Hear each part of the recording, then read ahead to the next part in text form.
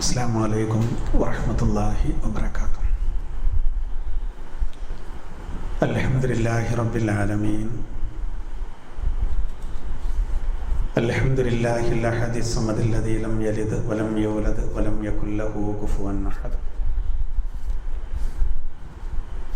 വസ്സലാത്തു വസ്സലാമു അലാ മൻ ലാ നബിയ്യ ബഅദഹു വഅലാ ആലിഹി വസഹ്ബിഹി അജ്മഈൻ. അമ്മാ ബഅദ്. أعوذ بالله من الشيطان الرجيم.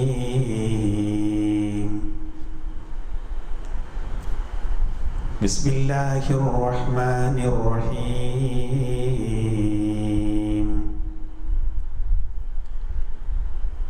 قال إني عبد الله.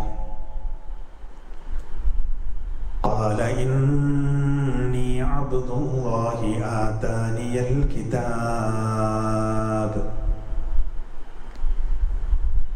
آتاني الكتاب وجعلني نبيا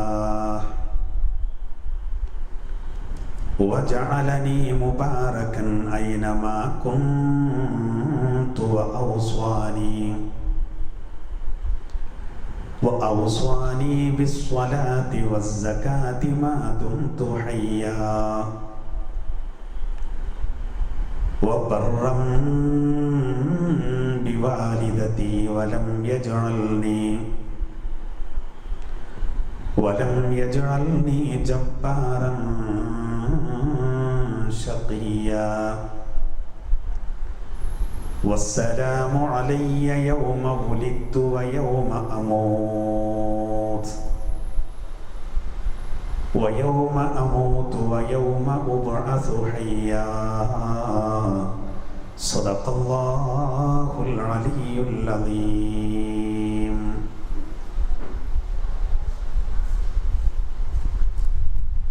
ആദരണീയരായ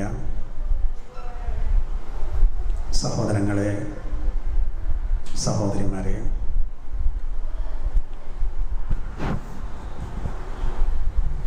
SKSSFിന് കീഴിൽ നമ്മുടെ വടക്കുമുറിയിൽ നമ്മൾ നടത്തി വരുന്ന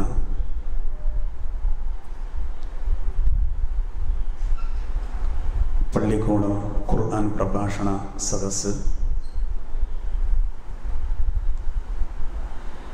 അൽഹംദുലില്ലാഹ് ഇങ്ങനെ ഒരുമിച്ച് കൂടാനുള്ളൊരവസരം അള്ളാഹു നമുക്ക് നൽകി. വിശുദ്ധ ഖുർആനുമായി ബന്ധപ്പെട്ട് നമ്മൾ ചെയ്യുന്ന എല്ലാ പ്രവർത്തനങ്ങളും സർവശക്തനായ അള്ളാഹു നമ്മിൽ നിന്ന് സ്വീകരിക്കട്ടെ. പ്രത്യേകം പ്രാർത്ഥന കൊണ്ട് വസിയത്ത് ചെയ്ത ധാരാളം ആളുകൾ നമ്മുടെ നാട്ടിലും അതുപോലെ വിദേശത്തുമൊക്കെ ഉണ്ട്. അല്ലാഹു സുബ്ഹാനഹു വ തആല എല്ലാവർക്കും ഖൈറും ബറക്കത്തും പ്രദാനം ചെയ്യട്ടെ. ആമീൻ. ഇന്നത്തെ പ്രഭാഷണ സദസ്സിൽ നമ്മൾ ചർച്ച ചെയ്യുന്ന വിഷയം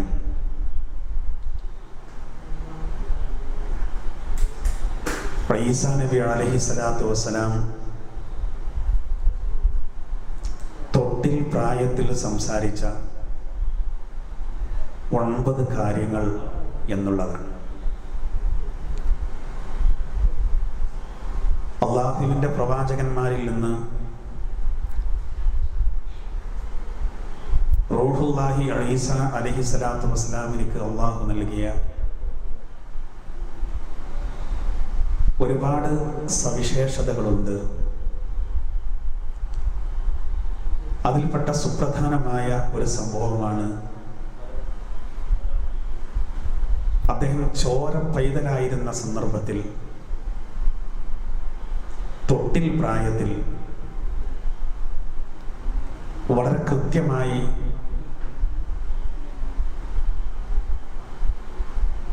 അർത്ഥസമ്പൂർണമായ ചില പോയിന്റുകൾ സ്വന്തം വിലാസത്തിൽ വളരെ കൃത്യമായിട്ട് അള്ളാഹുവിൽ നിന്ന് അദ്ദേഹം പറഞ്ഞു. പരിശുദ്ധ ഖുർആനിലെ സൂറത്ത് മറിയമിൽ 30-ാം ആയത്ത് മുതൽ അല്ലാഹു സുബ്ഹാനഹു വ തആല ഈ സംഭവം ഉദ്ധരിക്കുന്നുണ്ട്. ഏതാനും ആയത്തുകളിലൂടെ വളരെ കൃത്യമായി അദ്ദേഹം പറഞ്ഞ 9 പ്രധാനപ്പെട്ട പോയിന്റുകൾ ഇന്നത്തെ ക്ലാസ്സിൽ നമ്മൾ അതാണ് ചർച്ച ചെയ്യുന്നത്. ഈസാ നബി അലൈഹി സ്വലാത്തു വസ്സലാം തൊട്ടിലിൽ പ്രായത്തിൽ അങ്ങനെ സംസാരിച്ചു എന്ന് പറയുമ്പോൾ ആദ്യമായിട്ട് ചരിത്രപരമായി അതിൻ്റെ പശ്ചാത്തലം നമ്മൾ മനസ്സിലാക്കണം. എന്തുകൊണ്ടാണ് അങ്ങനെ തൊട്ടിലിൽ വെച്ച് അദ്ദേഹത്തിന് പറയേണ്ട ഒരു സാഹചര്യം എന്തുകൊണ്ട് ഉണ്ടായി എന്നുള്ളത്. വിശുദ്ധ ഖുർആനിൽ സൂറത്തുൽ ബഖറയ്ക്ക് ശേഷമുള്ള സൂറത്താണ് സൂറത്തു ആലു ഇമ്രാൻ. ആലു ഇമ്രാനിലും മറിയമിലുമൊക്കെ അല്ലാഹു സുബ്ഹാനഹു വ തആല ഈ ചരിത്രം പരാമർശിക്കുന്നുണ്ട്. ഇമ്രാൻ എന്ന് പറയുന്ന സാത്വികനായ ഒരു നല്ല മനുഷ്യൻ, അദ്ദേഹത്തിന് കുട്ടികളില്ലാതെ ഒരുപാട് അള്ളാഹുവോട് ദുആ ചെയ്ത് അങ്ങനെ അവർക്ക് അല്ലാഹു തആല നൽകിയ സന്താനമാണ് മറിയം റളിയല്ലാഹു അൻഹ. മറിയം റളിയല്ലാഹു അൻഹ ജനിക്കുന്നതിന് മുമ്പ് അവരുടെ മാതാവ് മറിയം ബീവിയെ ഗർഭം ധരിച്ച സാഹചര്യത്തിൽ അവർക്കൊരു പ്രതീക്ഷ, തൻ്റെ വയറ്റിൻ്റെ അകത്തുള്ള കുഞ്ഞ് ഒരാൺകുട്ടിയായിരിക്കും. അങ്ങനെയാണ് ബൈത്തുൽ മുഖദ്ദസിന്റെ പരിപാലനത്തിന് വേണ്ടി ആ കുട്ടിയെ ആ ഉമ്മ നേർച്ചയാക്കി. പക്ഷേ താൻ പ്രസവിച്ചപ്പോൾ താൻ പ്രതീക്ഷിച്ചതുപോലെയല്ല, ആൺകുട്ടിയല്ല, കുട്ടി ചുറുചുറുക്കുള്ള ഒരു പെൺകുട്ടിയാണ്. ആ കുട്ടിയായിരുന്നു മറിയം റളിയല്ലാഹു അൻഹ. അങ്ങനെയുള്ള മറിയം റളിയല്ലാഹു അൻഹ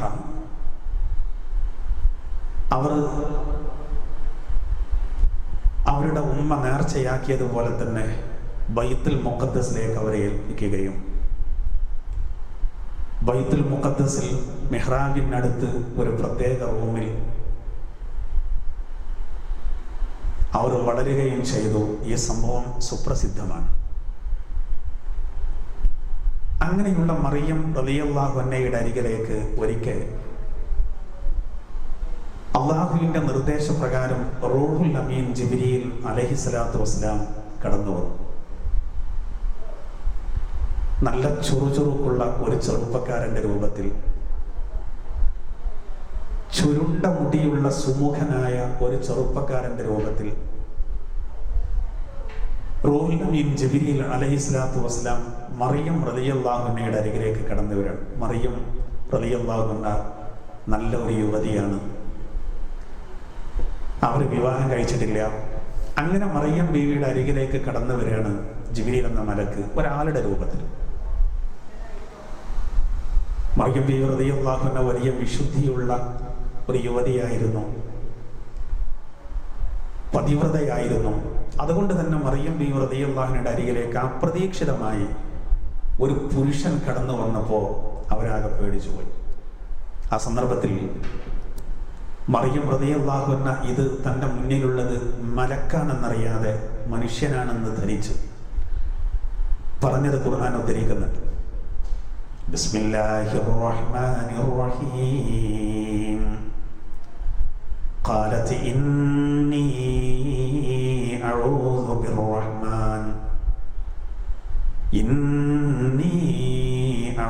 ബിർറഹ്മാൻ മിൻക ഇൻ കുൻത തഖിയ. മറിയം ബീവി റളിയല്ലാഹു അൻഹ ജിബ്രീൽ എന്ന മലക്കിനോട് പറയുകയാണ്, കാരുണ്യവാനായ അള്ളാഹുവിനോട് താങ്കളിൽ നിന്ന് ഞാൻ അഭയം തേടുകയാണ്. അപ്രതീക്ഷിതമായ ഒരു പുരുഷൻ മുന്നിലേക്ക് വരുമ്പോൾ ഒരു നല്ല ഒരു സ്ത്രീ, പതിവ്രതയായ സ്ത്രീ, തൻ്റെ ചാരിത്രത്തിൻ്റെ കാര്യത്തിലും മറ്റും അവർക്കൊരു ഭയം ഉണ്ടാവും. അത് സ്വാഭാവികമാണ്. അതുകൊണ്ടാണ് മറിയം ബീവി പറഞ്ഞത്, ഞാൻ നിങ്ങളിൽ നിന്ന് കാരുണ്യവാനായ അള്ളാഹുവിനോട് അഭയം തേടുന്നു. താങ്കൾ ഒരു വിശുദ്ധിയുള്ള ആളാണെങ്കിൽ ഞാൻ ഈ പറയുന്നത് കേൾക്കണം, ദൂരെ പോകണം എന്നാണ് മറിയം റളിയല്ലാഹു അൻഹ ജിബ്രീൽ എന്ന മലക്കിനോട് പറയുന്നത്. ഖാല ഇന്നമാ അന റസൂലു റബ്ബിക ലിഅഹബ ലകി ഗുലാമൻ സക്കിയ്യാ. ഖുർആൻ അതിനെ സംബന്ധിച്ച് പറയുകയാണ്. ആ സമയത്ത് ജിബ്രീൽ എന്ന മലക്ക് പറയാണ്, ഇന്നമാ അന റസൂലു റബ്ബിക, ഞാൻ അങ്ങയുടെ റബ്ബിൽ നിന്നുള്ള ദൂതനാണ്, മലക്കാണ്. ഞാൻ എന്തിനാ വന്നത്? ലിഅഹബ ലകി ഗുലാമൻ സക്കിയ്യാ, വിശുദ്ധിയുള്ള സംശുദ്ധനായ ഒരു കുട്ടിയെ കൊണ്ട് ഒരു കുട്ടിയെ അങ്ങേക്ക് ദാനമായി നൽകാൻ അള്ളാഹുവിൽ നിന്ന് വന്ന ദൂതനാണ് ഞാൻ. ഖാലത്ത്, ആ സമയം മറിയം ബീവി അത്ഭുതത്തോടുകൂടെ ചോദിച്ചു, അന്നാ യകൂലു ലീ ഗുലാം വലം യംസസ്നി ബശറുൻ വലം അകു ബഗിയ്യാ. എങ്ങനെയാണ് എനിക്കൊരു സന്താനം ജനിക്കുക? എനിക്കെങ്ങനെയാണ് ഒരു കുട്ടി ഉണ്ടാവുക? എന്താ കാരണം? വലം യംസസ്നി ബശർ, എന്നെ ഒരു മനുഷ്യൻ സ്പർശിച്ചിട്ടില്ല. വലം അകു ബഗിയ്യാ, ഞാനൊരു ദുർനടപ്പുകാരിയുമല്ല.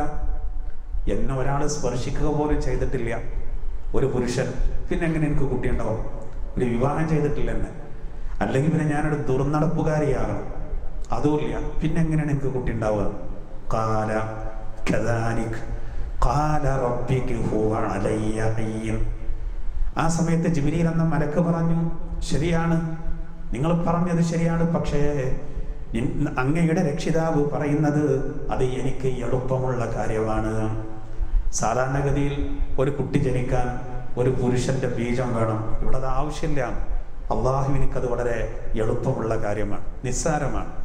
വലിനജഅലഹു ആയത്തൻ ലിന്നാസി വറഹ്മതൻ മിന്നാ വകാന അംറൻ മഖ്ദിയാ.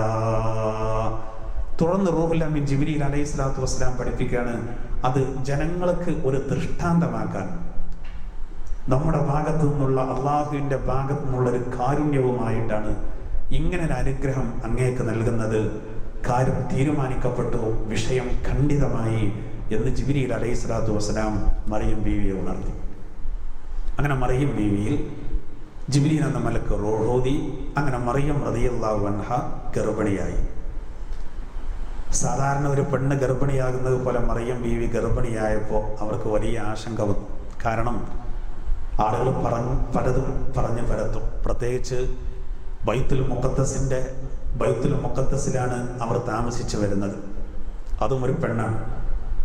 അപ്പോൾ പിന്നെ അതിൻ്റെ പേരിൽ പല ആളുകൾക്കും പലതും പറഞ്ഞുണ്ടാക്കാം. അവരെ വളരെയധികം അംഗീകരിക്കുന്ന ആളുകൾ, സത്യവിശ്വാസികൾക്ക് തന്നെ സംശയങ്ങൾ വരും, സ്വാഭാവികമാണ്. കാരണം മറിയം റളിയല്ലാഹു അൻഹയെ ഒരാൾ കല്യാണം കഴിച്ചിട്ടില്ല, ഒരു ഔദ്യോഗിക വിവാഹം നടന്നിട്ടില്ല. അപ്പൊ പിന്നെ മറിയം റളിയല്ലാഹു അൻഹ ഗർഭിണിയാകുമ്പോൾ സ്വാഭാവികമായിട്ടും ആളുകൾ ആരോപിക്കും അവർ വ്യഭിചാരം ചെയ്തു.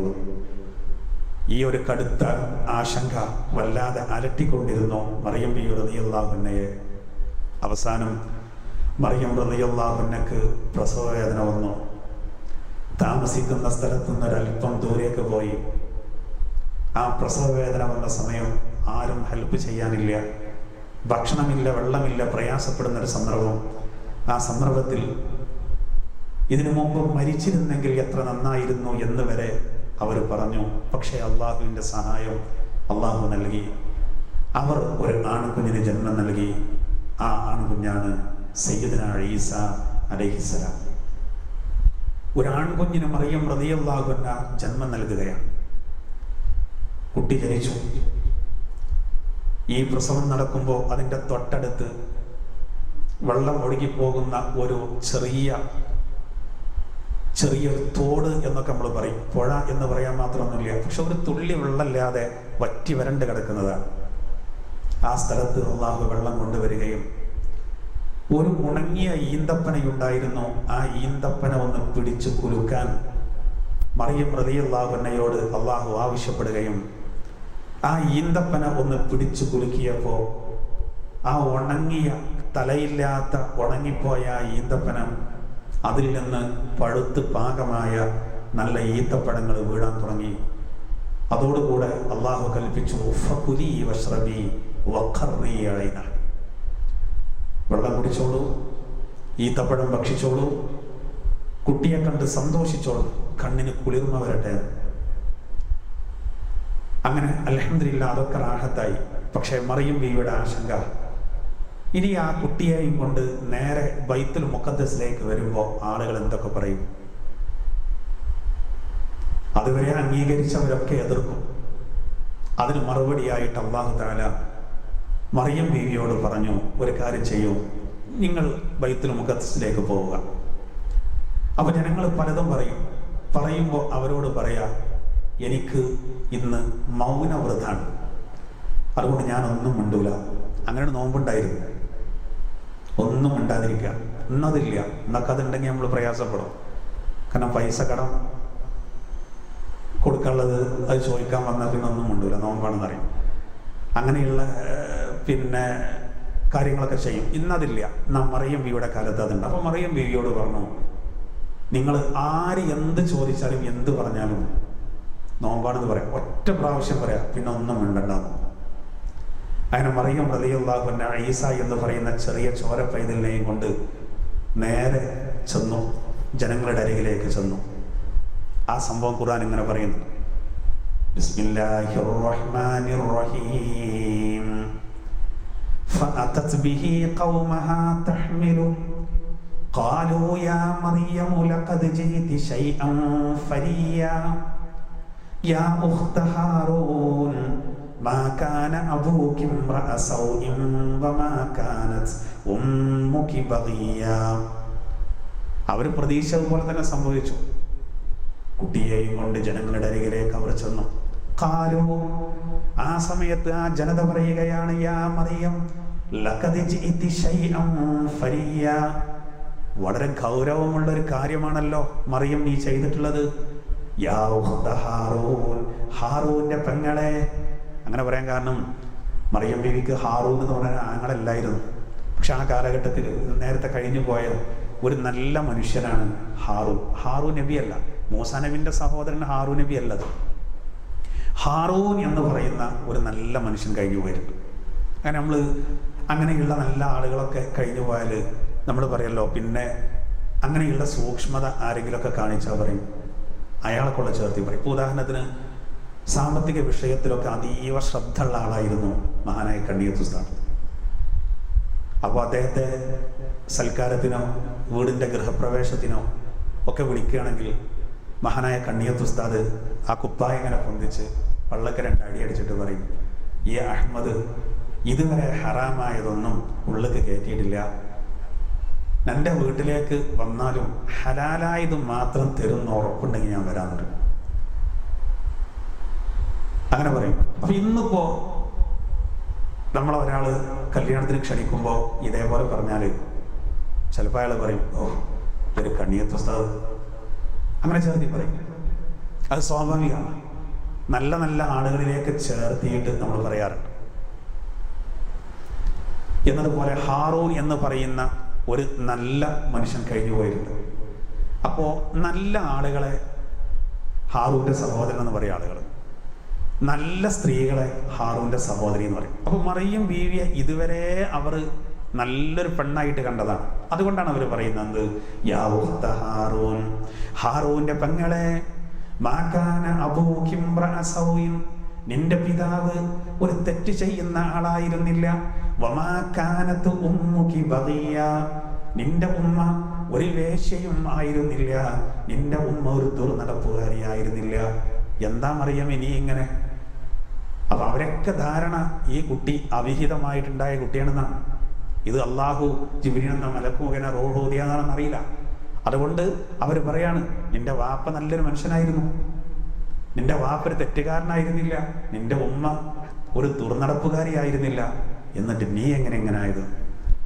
അപ്പൊ ഇവരോട് മറിയം ബീവി പറഞ്ഞു, ഞാനിങ്ങനെ മൗനവ്രതത്തിലാണെന്ന് പറഞ്ഞു. അപ്പോൾ അത് പറഞ്ഞപ്പോൾ സ്വാഭാവികമായിട്ടും ആളുകൾ കൂടുതൽ എതിർക്കാൻ തുടങ്ങി. അങ്ങനെയുള്ള മറുപടി ഒരു സുഖമുള്ള മറുപടി അല്ലെങ്കിൽ ഇപ്പം നമ്മുടെ നാട്ടിലിപ്പോൾ വലിയ ചർച്ചയാണ് സ്വർണ്ണക്കടത്ത്. അപ്പോൾ നമ്മുടെ കേരളത്തിലെ ഒരു മിനിസ്റ്റർ ഈ പറയപ്പെട്ട കള്ളന്മാരിൽ ഒരുവളോട് ഫോണിലൂടെ ഒരുപാട് സംസാരിച്ചു എന്ന് പറഞ്ഞപ്പോൾ അവർ കാരണം പറഞ്ഞത് അത് റമദാനിലെ കിറ്റിനെ പറ്റി ചർച്ച ചെയ്തതെന്നാണ്. അപ്പോൾ ഞാനൊക്കെ കരുതി കോടിക്കണക്കിന് കിറ്റായിരിക്കും. കാരണം 3.5 കോടി ജനങ്ങളുണ്ടല്ലോ കേരളത്തിൽ.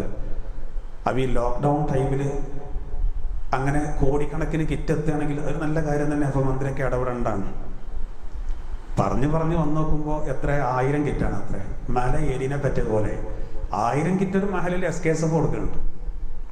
വലിയ സംഭവമായിട്ട് ഒരു മിനിസ്റ്ററൊക്കെ ഇടപെടാൻ. അപ്പോൾ ചില മറുപടികളൊക്കെ അങ്ങനെയുണ്ട്. അത് കേട്ടാൽ തന്നെ അറിയാം അതിൻ്റെ പിന്നിലുള്ള തരികട എന്താണെന്ന്. അപ്പോൾ ഞാൻ അതിലേക്ക് വരുന്നില്ല. ഇവിടെ അങ്ങനല്ല. ഇവിടെ ഇവർ തെറ്റിദ്ധരിച്ചു. അതുകൊണ്ട് ഇവർ പറയാണ്, ഇവർ വല്ലാതെ ആക്ഷേപിക്കുകയാണ്. സ്വാഭാവികമാണല്ലോ, ആളുകൾക്ക് ഇതിൻ്റെ രഹസ്യം അറിയില്ലല്ലോ. ആ സമയത്ത് വല്ലാതെ പറഞ്ഞപ്പോൾ അവിടെ നമ്മളെ വിഷയം. ആ സന്ദർഭത്തിൽ മറിയം റളിയല്ലാഹു അൻഹ തൻ്റെ കുട്ടിയെ ഇങ്ങനെ നെഞ്ചിനോട് സ്തനത്തോട് ചേർത്തി പിടിച്ചിരിക്കുകയാണ്. ചോര പൈതലല്ലേ, പ്രസവിക്കപ്പെട്ട ചെറിയ കുട്ടിയല്ലേ. വല്ലാതെ ഇവരിങ്ങനെ കളിയാക്കുകയാണ്. മറിയം ബീവിയെ ഒരു വേശ്യപ്പെണ്ണായിട്ട് ചിത്രീകരിക്കുകയാണ്. അപ്പോൾ മറിയം ബീവി എന്ത് ചെയ്തു? കുട്ടിയിലേക്ക് ഇഷാറത്താക്കി. അതായത് നിങ്ങൾക്ക് സംശയം ഉണ്ടെങ്കിൽ നിങ്ങൾ കുട്ടിനോട് ചോദിച്ചോളി. അതതിൻ്റെ അർത്ഥം.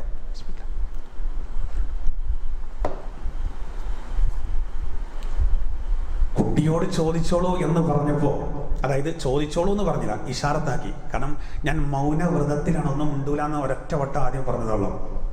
വല്ലാതെ ചോദിച്ചപ്പോൾ നമ്മളുണ്ടല്ലോ ചില കാര്യങ്ങളൊക്കെ ചോദിക്കുമ്പോൾ അങ്ങോട്ട് ചോദിക്കുക എന്നുള്ള രൂപത്തിൽ ഇഷാറത്താക്കുന്നു എന്നതുപോലെ കുട്ടിയിലേക്ക് ഇഷാറത്താക്കി. അപ്പോൾ ഇവർക്കത് വലിയ പ്രയാസമായി. കാരണം ഈ ചോര പൈതലിനോട് ചോദിച്ചിട്ട് എന്താ അതിനെപ്പറ്റി ഖുർആൻ പറയാണ്. മറിയം റളിയല്ലാഹു അൻഹ കുട്ടിയിലേക്ക് ഇഷാറത്താക്കി, കുട്ടിയിലേക്ക് ചൂണ്ടി. ഖാലു കൈഫ നുകല്ലിമു മൻ കാന ഫിൽ മഹ്ദി സബിയ. തൊട്ടിൽ പ്രായത്തിലുള്ള ഒരു കുട്ടിയോട് എങ്ങനെയാണ് സംസാരിക്കുക? കുട്ടിയോട് ചോദിച്ചിട്ട് എന്താ അറിയാം? കാരണം കുട്ടി തൊട്ടിൽ കിടക്കുന്ന പ്രായമാണ്, ചോര പൈതലാണ്. അങ്ങനെയുള്ള കുട്ടിയോട് ചോദിച്ചിട്ട് എന്താ, എങ്ങനെ കുട്ടിയോട് പറഞ്ഞിട്ടെന്താ കുട്ടി മറുപടി പറയുമോ? പക്ഷേ സംഭവിച്ചെന്താ അറിയോ? പെട്ടെന്നതാ മറിയം റളിയല്ലാഹു അൻഹയുടെ നെഞ്ചിനോട് ചേർത്തി പിടിച്ച കുഞ്ഞ് പെട്ടെന്ന് സംസാരിച്ചു. അതായത് ഉമ്മാനെ വല്ലാതെ ഇങ്ങനെ ആക്ഷേപിക്കാണ് ഇവർ, മറിയം ബീവിയെ ആക്ഷേപിക്കാണ്. അതിലും മറിയം ബീവി കുട്ടിയിലേക്ക് ഇഷാറത്താക്കിയല്ലോ. ഈ കുട്ടി തൊട്ടിലിൽ കിടക്കായിരുന്നു അഭിപ്രായമുണ്ട്, അല്ല കുട്ടി മറിയം ബീവിയുടെ കയ്യിലായിരുന്നു എന്ന് അഭിപ്രായമുണ്ട്. അപ്പോൾ തൊട്ടിലുള്ള കുട്ടി എന്നല്ല അർത്ഥം ആദ്യം പറഞ്ഞു. തൊട്ടിൽ പ്രായത്തിലുള്ള ഈ കുട്ടിയോട് ഞങ്ങൾ എങ്ങനെയാണ് സംസാരിക്കാന്നാണ്. അപ്പോൾ തൊട്ടിലും ആവാം, അല്ലാതെ ആവാം, ഏതാവട്ടെ പ്രായം അതാണല്ലോ, പ്രസവിക്കപ്പെട്ട ചെറിയ കുഞ്ഞാണ്. ഈ കുഞ്ഞിലേക്ക് ഇഷാറത്താക്കിയപ്പോൾ പെട്ടെന്ന് ഈ കുഞ്ഞ് എല്ലാവരെയും ഒന്നും നോക്കി. അപ്പോൾ തന്നെ ഇവരാകെ ഭയപ്പെട്ടു പോയി. നമ്മളൊക്കെ ഇപ്പോൾ വീട്ടിൽ പ്രസവം കഴിഞ്ഞ് ഒരു കുഞ്ഞ്, ആ കുഞ്ഞിനെ ചോര പൈതലിനെ കട്ടിലിങ്ങനെ കിടത്തിയിരിക്കുകയാണ്. അപ്പോൾ എല്ലാവരും കാണാൻ വരും, പലരും കാണാൻ വരുമല്ലോ.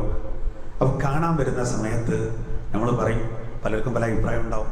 അപ്പോൾ പറയും കുട്ടിൻ്റെ മൂക്ക് വല്യപ്പാൻ്റെ മൂക്ക് തന്നെയാണ്, കുട്ടിൻ്റെ ചെവി വല്യമ്മാൻ്റെ ചെവി തന്നെയാണ് എന്നൊക്കെ പറയുമ്പോൾ ഒരാളിങ്ങനെ പറയണം, എന്തെങ്കിലുമൊക്കെ ഒരു അഭിപ്രായം പറയണ്ടായിരുന്നു.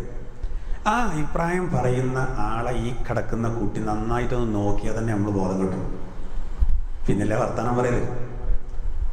പ്രസവിക്കപ്പെട്ട ഒരു കുട്ടി ഇപ്പോൾ നമ്മൾ കാണാൻ ചെല്ലുമ്പോൾ നമ്മളോട് പറയാണ്, നമ്മൾ ഹോർലിക്സ് കൊണ്ടുവന്നിട്ടില്ലേ എന്ന് കുട്ടി ചോദിച്ചാൽ നമ്മൾ ആശുപത്രി കൊണ്ടുപോകേണ്ടിയാണ്.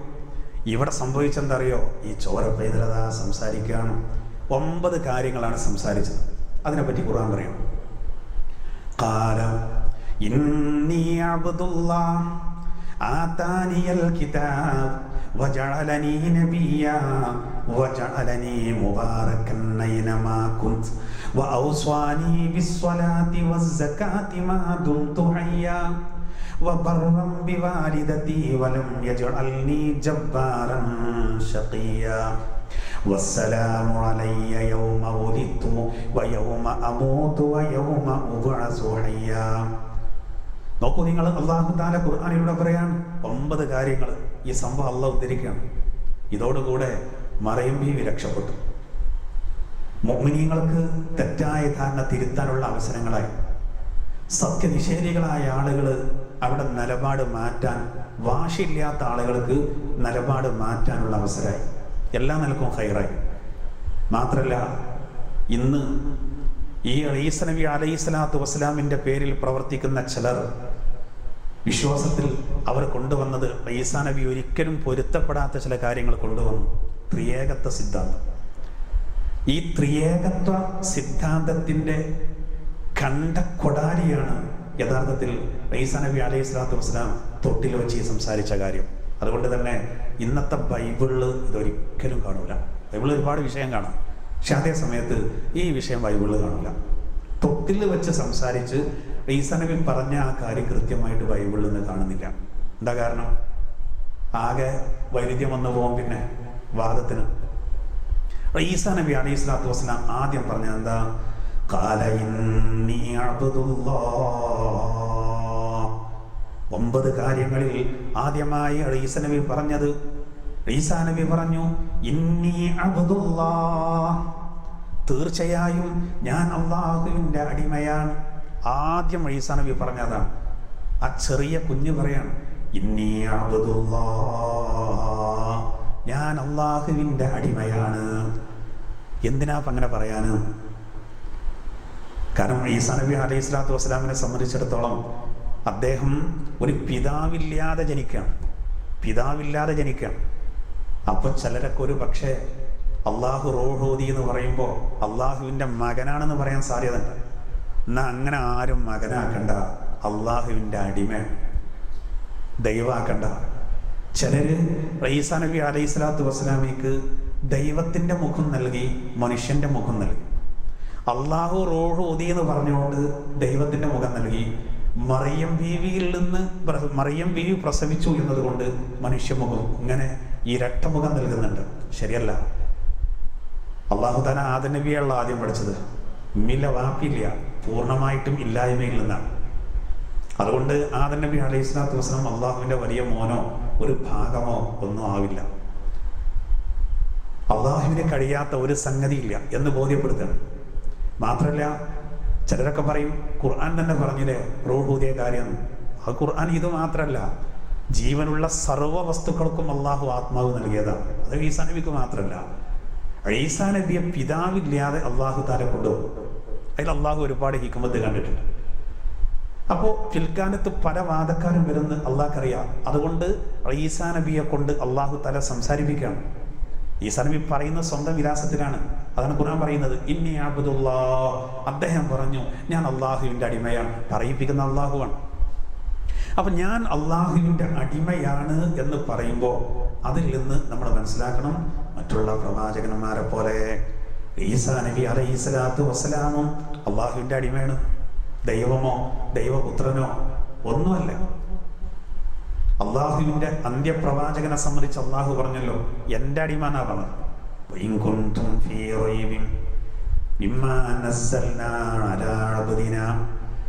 നമ്മുടെ അടിമയായ മുഹമ്മദ് നബിയുടെ മേലിൽ നാം ഇറക്കിക്കൊടുത്ത ഗ്രന്ഥത്തിൽ വല്ല സംശയങ്ങളുമുണ്ടെങ്കിൽ എന്നതുപോലെ തന്നെ ഈസാ നബി അള്ളാഹുവിൻ്റെ അടിമയാണ്. അതുകൊണ്ട് തന്നെ ഇത് യഥാർത്ഥത്തിൽ ക്രൈസ്തവ വിശ്വാസികൾക്ക് അവിടെ ഇന്നത്തെ ഒരു വാദത്തിന് ഒരു മറുപടി കൂടിയാണ്. അവരെ സംബന്ധിച്ചോളന്നില്ല. കാരണം ത്രിയേകത്വ സിദ്ധാന്തം ആർക്കും മനസ്സിലാക്കാത്തൊരു സംഗതി. അവർ പറയുന്നത് ദൈവം ഏകനാണ് എന്ന് പഠിപ്പിച്ചു, അള്ളാഹു ഏകനാണെന്ന് പഠിപ്പിച്ച പ്രവാചകനാണ് ഈസാ നബി അലൈഹിസ്സലാത്തു വസ്സലാം. പക്ഷെ ഈസാ നബിയുടെ പേരിൽ നിന്ന് നടക്കുന്നതോ ഈസാ നബിയെ യേശു എന്ന് പറയുന്നുണ്ട്. കുഴപ്പമില്ല, യേശു എന്ന് പറഞ്ഞാൽ രക്ഷകൻ എന്നാണ് അർത്ഥം. ഹിബ്രു ഭാഷയാണ്. ജോഷോ എന്നതിൻ്റെ അതിൽ നിന്ന് വന്നതാണ് യേശു എന്നുള്ളത്. യഹോവ എന്ന് പറയും. അതും ഹിബ്രു ഭാഷയിൽ ദൈവം എന്നാണ് യഹോവ എന്ന് പറഞ്ഞ അർത്ഥം. അപ്പോൾ ഇവരിപ്പോൾ ഒരു വിഭാഗം വാദിക്കുന്നത് പിതാവ്, പുത്രൻ, പരിശുദ്ധാത്മാവ് ഇത് മൂന്നും കൂടിയതാണ് ദൈവം എന്നാണ്. പിതാവ് എന്ന് പറയുന്നത് യഹോവ, നമ്മൾ അള്ളാഹു എന്ന് പറയും. പുത്രൻ എന്ന് പറയുന്നത് യേശു, നമ്മൾ ഈസ എന്ന് പറയുന്നത്. പരിശുദ്ധാത്മാവ് എന്ന് പറയുന്നത് നമ്മൾ ജിബ്രീൽ അലൈഹിസ്സലാത്തു വസ്സലാം. ഇത് മൂന്നും കൂടിയതാണ് ദൈവം എന്നാ പറയുന്നത്. ഇത് 3 3 ഇത് 3 3 1 + 1 + 1 = 3 എന്നാ വരിക. 3 തന്നെയുള്ള വരിക. 3 ആളത്തങ്ങളാണിത് യഥാർത്ഥത്തിൽ. അപ്പൊ ഇവർ പറയുന്നത് 1 × 1 × 1 = 1 അല്ലേ എന്നാണ്. അതിപ്പോൾ നമ്മൾ 3 നിർത്തേണ്ട ആവശ്യമില്ലല്ലോ. അങ്ങനെ 10,000 ഒന്നിട്ട് കുടിച്ചാലും അങ്ങനെ തന്നെ വരിക. ലാസ്റ്റ് 1 വരിക. അപ്പൊ ഈ ജാതി വാദങ്ങൾ ഒരു കഴമ്പുമില്ല. മാത്രമല്ല ഇവർ പറയുന്നത് ഇവർ തന്നെ വലിയ വൈരുദ്ധ്യങ്ങൾ വരും. കാരണം ഇന്നത്തെ നിലവിലുള്ള ബൈബിള് പുതിയ നിയമം, പുതിയ നിയമത്തിന്റെ പുതിയ കോപ്പിയാണത്. ഈ കോപ്പിയിൽ മത്തായിയുടെ സുവിശേഷം 27:46 പറയുന്നത് എങ്ങനെയാണ്? അതായത് ഇവര് പറയാണ്, വൈരുദ്ധ്യത്തിന്റെ റൂക്ക് പറയാൻ ഞാൻ സാന്ദർഭികമായി ഉണർത്തുകയാണ്. ഇപ്പോ ക്രൈസ്തവരുടെ വിശ്വാസപ്രകാരം ആദിമ മനുഷ്യനായ ആദം സ്വർഗത്തിൽ വെച്ച് തിന്നരുത് എന്ന് പറഞ്ഞ പഴം തിന്നു. അങ്ങനെ സ്വർഗത്തിൽ നിന്ന് പുറത്തായി. ഇതൊക്കെ നമ്മളും പറയുന്നത് തന്നെയാണ്. ഓക്കെ. പക്ഷെ പിന്നെ അവർ പറയുന്നൊരു തെറ്റുണ്ട്. അങ്ങനെ പിന്നെ അതിൻ്റെ ശേഷം വന്ന എല്ലാ മനുഷ്യരും ആ പാപം പേറിയിട്ടാണ് ലോകത്ത് വന്നിരുന്നത്. എന്നിട്ട് യേശു ക്രിസ്തു അതെല്ലാം ഏറ്റുവാങ്ങി എന്തായി? ക്രൂശിക്കപ്പെട്ടു. സ്വന്തം കുരിശിലേറി എന്നാണ് പറയുന്നത് ഈ പാപങ്ങളൊക്കെ. അങ്ങനെയാണെങ്കിൽ യേശു ക്രിസ്തു വന്നിട്ട് ഒരു 20 നൂറ്റാണ്ട്. അപ്പോൾ അതിൻ്റെ മുമ്പുള്ള ആളുകളുടെ പാപം ആരേൽക്കും? മാത്രമല്ല എല്ലാവരും പറയുന്നു, ഇവരും നമ്മൾ പറയുന്നത് ഈസാ നബിയെ അള്ളാഹു ആകാശത്തേക്ക് ഉയർത്തിയെന്നാണ്. ഈസാ നബിയെ ഒറ്റിക്കൊടുത്ത ഒരു ജൂതനെ കോരം മറിച്ചതാണ്. അയാളെ കോരം മറിച്ചതാണ് ഈസാ നബിയുടെ രൂപത്തിൽ. അയാളെ കുറിച്ചാണ് കുരിശിൽ തറച്ചത്. പക്ഷെ പിന്നെ എങ്ങനെ ഈസാ നബി ക്രൂശിക്കപ്പെട്ടത് ജനങ്ങളുടെ സർവ്വ പാപങ്ങളും പേറിയിട്ടാണ്? അങ്ങനെയാണെങ്കിൽ വലിയൊരു വൈരുദ്ധ്യം. ഇന്ന് നിലവിലുള്ള ബൈബിള് മത്തായിയുടെ സുവിശേഷം 27:46 യേശു ക്രിസ്തു ആ കുരിശിൽ തറച്ച സന്ദർഭത്തിൽ പറഞ്ഞത് ഇങ്ങനെ പറയുന്നുണ്ട്: ഏലി ഏലി ലമ്മ ശബക്താനി എന്ന് ഉറക്കെ നിലവിളിച്ചു. ഇന്നത്തെ ബൈബിളിലാണ്. ഏലി ഏലി ലമ്മ ശബക്താനി എന്ന് പറഞ്ഞാൽ എൻ്റെ ദൈവമേ നീ എന്നെ കൈവിട്ടതെന്ത് എന്ന് ഉറക്കെ നിലവിളിച്ചു എന്നാണ്. ഇതിപ്പോൾ നിലവിലുള്ള ബൈബിളിലുള്ള സംഗതിയാണ്. അപ്പം നിങ്ങൾ ആലോചിച്ച് നോക്കൂ, ഇവിടെ ഒരുപാട് സംഗതികളുണ്ട്. ഒന്ന്, പിതാവ്, പുത്രൻ, പരിശുദ്ധാത്മാവ്, ഇത് 3 കൂടിയതാണ് ദൈവം. അപ്പൊ പിന്നെ ദൈവമേ നീ എന്നെ കൈവിട്ടതെന്ത്? ഏലി ഏലി ലമ്മ ശബക്താനി എന്ന് ആരോടാ യേശു ക്രിസ്തു പറയുന്നത്? കാരണം ഇതൊക്കെ കൂടി 3 കൂടിയതാണ് ദൈവം എന്നുണ്ടെങ്കിൽ അങ്ങനെ ഒരുപാട് വൈരുദ്ധ്യങ്ങൾ വരും. അപ്പോൾ അതുകൊണ്ട് കൃത്യമായി അങ്ങനെ പറഞ്ഞാൽ പ്രശ്നമില്ല. ഓറിയന്റലിസ്റ്റുകൾ പരിശുദ്ധ ഇസ്ലാമിനെതിരെ വലിയ കളി കളിച്ചു. അവരെ മൂട് താങ്ങി ചില ക്രിസ്തു മതവിശ്വാസികൾ. അങ്ങനെ ആയിഷ റളിയല്ലാഹു അൻഹയെ പറ്റി ആരോപണം ഉന്നയിച്ചപ്പോൾ നോക്കൂ, അതിനെ താങ്ങി. ആയിഷ റളിയല്ലാഹു അൻഹയുടെ പേരിൽ വ്യഭിചാരാരോപണം നടത്തി ശത്രുക്കൾ. ഈ വിഷയത്തിൽ ഖുർആൻ ഖണ്ഡിതമായി ഡസൻ കണക്കിന് ആയത്തുകളിലൂടെ ആയിഷ ബീവി ഒരു തെറ്റ് ചെയ്തിട്ടില്ല എന്ന് പറഞ്ഞു. മറിയം ബീവിയുടെ പേരിൽ വ്യഭിചാരാവരണം നടത്തി. ഖുർആൻ ആ ചരിത്രവും പറഞ്ഞു മറിയം ബീവി ഒരു തെറ്റ് ചെയ്തിട്ടില്ല. എന്നാൽ ചില ഓറിയന്റലിസ്റ്റുകൾ, ക്രൈസ്തവരായവര്, അവര് മറിയം ബീവിയെ പറ്റി പറഞ്ഞതൊക്കെ അത് ഖുർആൻ പറഞ്ഞത് ശരി തന്നെയാണ്, അവർ തെറ്റ് ചെയ്തിട്ടില്ല. ആയിഷ ബീവിയെ പറ്റി പറഞ്ഞത് ശരിയല്ല. എന്തൊരു കഷ്ടം! അങ്ങനെയാണെങ്കിൽ ഒരാളിപ്പോൾ ഇങ്ങനെ പറയണം, മറിയം ബീവിയെ കല്യാണം കഴിച്ചിട്ടില്ല, പക്ഷെ മറിയം ബീവി പ്രസവിച്ചു. ആയിഷ ബീവിയെ പ്രവാചകർ കല്യാണം കഴിച്ചിട്ടുണ്ട്, ആയിഷ ബീവി പ്രസവിച്ചിട്ടില്ല. അപ്പൊ ആരോപണം കൂടുതൽ ആർക്കാ ചേരാൻ നോക്കുക? നിഷ്പക്ഷമായി ചിന്തിച്ചാൽ ഇവരിങ്ങനെ പറയുമ്പോൾ പറയണം, മറിയം റളിയല്ലാഹു തആല അൻഹ യഥാർത്ഥത്തിൽ കല്യാണം ചെയ്യപ്പെട്ടിട്ടില്ല, എന്നിട്ട് പ്രസവിക്കണം. ആയിഷ ബീവിയെ റസൂല് കല്യാണം കഴിച്ചിട്ടുണ്ട്, ആയിഷ ബീവിയോട്ട് പ്രസവിച്ചിട്ടില്ല. രണ്ടാളെ പേരിലും ഈ ആരോപണം വന്നു. അപ്പോൾ കല്യാണം കഴിക്കാത്ത, കല്യാണം ചെയ്യാത്ത മറിയം ബീവിയാണ് പ്രസവിക്കുന്നത്. അപ്പോൾ കൂടുതൽ ആരോപിക്കാൻ സൗകര്യം അതാണല്ലോ. പക്ഷെ ഖുർആൻ ഇവിടെ സത്യസന്ധമായിട്ട് പറഞ്ഞത് മറിയം ബീവി വിശുദ്ധിയുള്ള സ്ത്രീയാണ്. ആയിഷ ബീവിയും അതേപോലെയാണ്. അപ്പോൾ ഉള്ള പോലെ അംഗീകരിച്ചാൽ, ഖുർആൻ പറയുന്നത് പോലെ അംഗീകരിച്ചാൽ യാതൊരു പ്രശ്നവുമില്ല. ഞാൻ അതിലേക്ക് കൂടുതൽ വരുന്നില്ല. എന്തായിരുന്നാലും പറഞ്ഞു വരുന്നത്, ആദ്യമായിട്ട് ഈസാ നബി അലൈഹി സ്വലാത്തു വസ്സലാം പറഞ്ഞ ഒന്നാമത്തെ പോയിന്റ് ഇതാണ്, ഇന്നി അബ്ദുല്ലാഹ്, തീർച്ചയായിട്ടും ഞാൻ അള്ളാഹുവിൻ്റെ അടിമയാകുന്നു, ഞാൻ അള്ളാഹുവിൻ്റെ അടിമയാകുന്നു. ആദ്യം പറഞ്ഞ കാര്യം പറഞ്ഞു, ഞാൻ അള്ളാഹുവിൻ്റെ അടിമയാണ്. അപ്പൊ അതുകൊണ്ട് തന്നെ ദൈവപുത്രനോ ദൈവമോ മൂന്നും കൂടിയതോ ഒന്നുമല്ല, അങ്ങനത്തെ ഒരു വാദവും ശരിയല്ല. അള്ളാഹുവിൻ്റെ അടിമ, എല്ലാ പ്രവാചകന്മാരെ പോലെയും ഒരു പ്രവാചകൻ. പിന്നെ പറയുന്നതോ, രണ്ടാമത് അദ്ദേഹം പറയുന്നത്, ആതാനിയൽ കിതാബ്, എൻ്റെ രക്ഷിതാവ് എനിക്ക് ഗ്രന്ഥത്തെ നൽകിയിരിക്കുന്നു, വേദത്തെ നൽകിയിരിക്കുന്നു. രണ്ടാമത്തെ കാര്യം അതാണ്, എൻ്റെ രക്ഷിതാവ് എനിക്ക് വേദം നൽകിയിരിക്കുന്നു എന്നാണ്. വേദം, ഇഞ്ചീലാണ് ഉദ്ദേശം. അപ്പൊ ചോര പൈതലായ ഈസാ നബി പറയുന്ന രണ്ടാമത്തെ പോയിന്റ്, എൻ്റെ രക്ഷിതാവ് എനിക്ക് വേദം നൽകി എന്നാണ്. അപ്പോൾ തന്നെ ഇഞ്ചീൽ കൊടുത്തിരുന്നോ? ഇല്ല. പിന്നെന്താ അതിൻ്റെ അർത്ഥം? അതിൻ്റെ ഒരർത്ഥം എന്തായിരുന്നാലും അദ്ദേഹത്തിന് ഇഞ്ചീൽ കൊടുക്കുന്ന അള്ളാഹ്ക്ക് അറിയാലോ. അതുകൊണ്ടാണ് അള്ളാഹു അദ്ദേഹത്തെ കൊണ്ട് അങ്ങനെ പറയിപ്പിച്ചത്. കാരണം ഖുർആനിൽ ഖിയാമത്ത് നാൾ വന്നു എന്ന് പറഞ്ഞ ഒരു ആയത്തിൽ വന്നിട്ടില്ല, വരുന്ന ഉറപ്പുള്ളത് കൊണ്ടാണ് വന്നു എന്ന് പ്രയോഗിച്ചത് എന്നതുപോലെ. അപ്പോൾ ഈസാ നബി ഭാവിയിൽ ഇഞ്ചീൽ എന്ന ഗ്രന്ഥവുമായിട്ട് വരുന്ന അള്ളാഹ്ക്ക് അറിയാം. അള്ളാഹു തല പറയിപ്പിക്കുകയാണ്, ഈ ചോര പൈതലിനെ കൊണ്ട് സംസാരിപ്പിക്കുകയാണ്. അങ്ങനെ അദ്ദേഹം സംസാരിക്കുകയാണ്, അള്ളാഹു എനിക്ക് ഗ്രന്ഥം നൽകിയെന്ന്. അപ്പോൾ ഇത് ജാരസന്താനമാണെന്നൊക്കെ വിളിച്ചു പോകുന്ന ആളുകൾക്ക് വലിയൊരു അടിയാണ്. നിങ്ങൾ കരുതിയ പോലെ ഒന്നല്ല, എനിക്ക് അള്ളാഹു ഗ്രന്ഥം നൽകിയിരിക്കുന്നു. മാത്രമല്ല, മഹാനായ ഇബ്നു അബി ഹാത്തിം റളിയല്ലാഹു അൻഹു അനസ് റളിയല്ലാഹു അൻഹു ഉദ്ധരിക്കുന്ന ഹദീസിൽ കാണാം, ഈസാ നബി അലൈഹി സ്വലാത്തു വസ്സലാം ഉമ്മയുടെ വയറ്റിലായ സന്ദർഭത്തിൽ തന്നെ ഇഞ്ചീൽ അദ്ദേഹത്തിന് അള്ളാഹു തആല പ്രത്യേകം പഠിപ്പിച്ചു കൊടുത്തിരുന്നു. ഇതൊന്നിപ്പോൾ നമ്മൾ ഗവേഷണം ചെയ്താൽ പിടുത്തം കിട്ടാത്തൊരു സംഗതിയാണ്. അള്ളാഹുവിനിക്ക് എല്ലാ കാര്യങ്ങളും കഴിയും. ഏതായിരുന്നാലും 9 കാര്യങ്ങളിൽ നിന്ന് രണ്ടാമത്തെ കാര്യം അതാണ്.